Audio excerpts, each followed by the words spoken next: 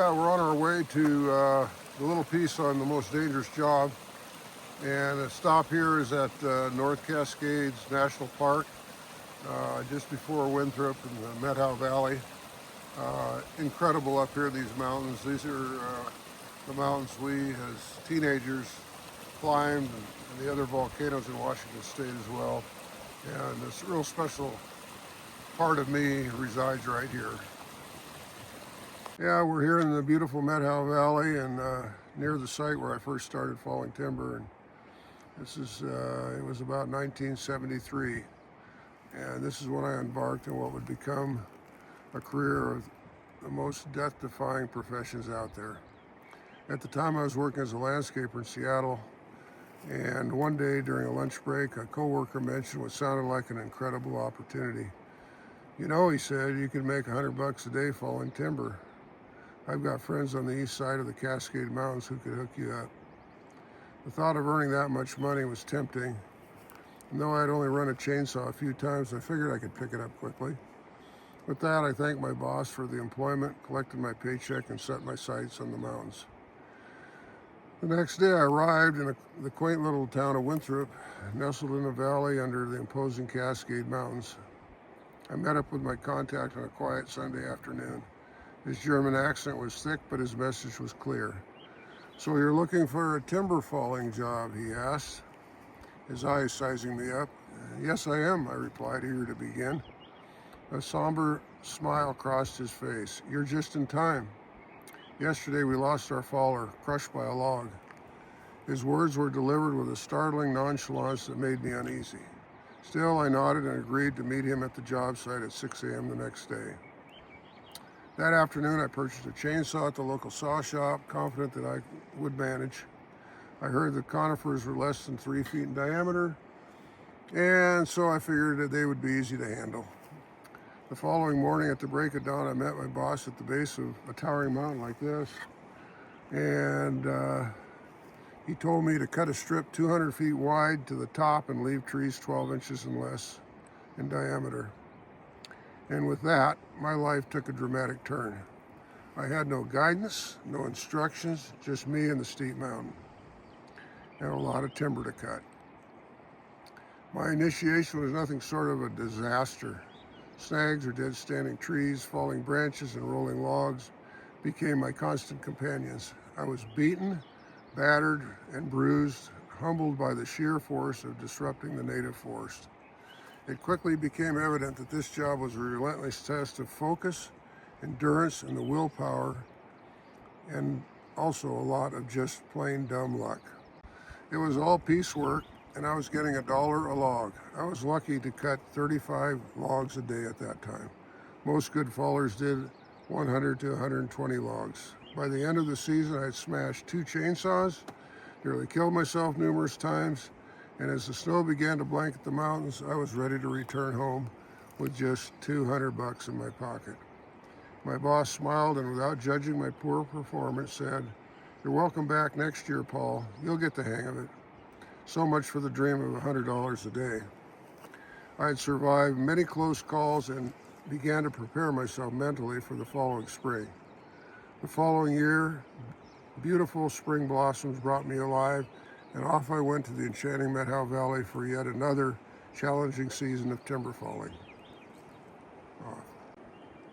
And I got started on another steep mountainside, and somehow my learning curve had improved. My production increased by about 50%. I figured the big dollar signs were ahead. In a profession where there are 100 deaths per 100,000 loggers, there is one basic truth, and that is, it's not a question of if you get hurt, but when you get hurt. There are not exceptions at all, not even the best. Escape. That summer, I got hit in the face by a small tree that shattered my glasses, broke my nose, lacerated my forehead, and resulted in the chainsaw cutting my leg. Luckily, it was a glancing hit, or the impact probably would have killed me. Later that summer, a helicopter logging company came to the valley for a project. As we had slowed somewhat in our work, my boss informed me that the pay for them was the best, and it would be full-time employment traveling throughout the western states. The adventure sounded enticing, So I hired on and quickly found out that helicopters work on the steepest terrain, increasing the danger level even more. Unfortunately, that summer a fellow logger got his skull crushed by a falling snag. Like a big extended family, all the company personnel got together and put together a memorial for his family. We were all such a close unit. I left the valley following Columbia helicopters for years, working throughout the forests of Washington, Oregon, Idaho, and California, and all types of timber. And as years went by, I was one of the lucky ones, spared serious injury.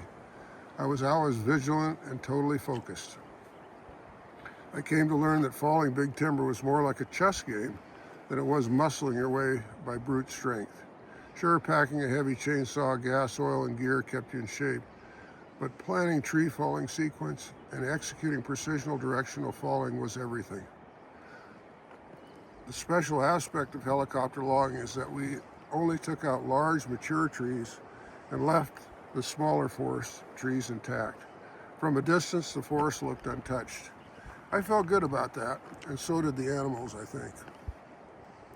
I could go on endlessly recalling my most harrowing moments, but there's one particular time that stands out.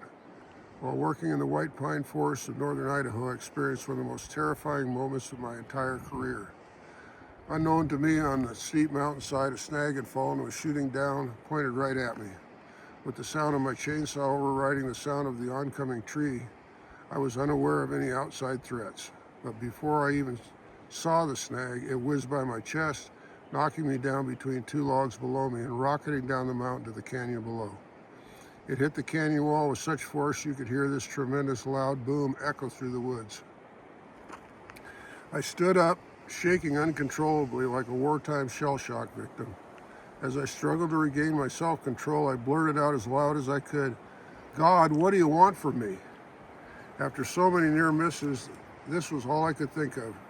I pulled myself together after a few minutes and went back to work. And so a decade was coming to a close, and I reflected on all the humble and giving brothers I was privileged to work with. Who were all these brave, humble men? They came from all walks of life. They were husbands and fathers, PhDs, school teachers, philosophers, Shakespearean actors, lovers of the outdoors, preachers, lifetime timber fallers, and my best friends for life. Brothers, all of them, who had risked their life to save yours. And most of them had a pocket full of jokes as well. To close, I'd like to share a supernatural experience that was gifted to me out of nowhere.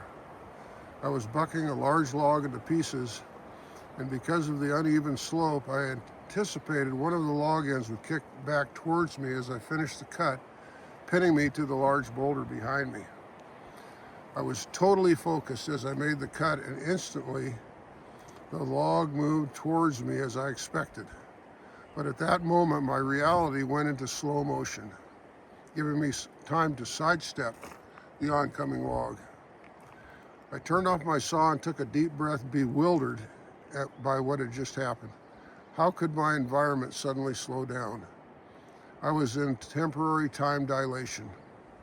This personal experience became a gift to me, where I could slow down time in my work area with intense focus at any moment. It was a gift that I carried with me the last year while working in the woods. Later, I discovered that time dilation occurs among professional athletes and those in near-death experiences like auto crashes. So it was very nice to have with me when I needed it most. So by 1980, after being tested and achieving the big bucks I was chasing all those years, I came to another realization. We make a living by what we get, but we make a life by what we give. So now I'm going to close with Carla's story about giving.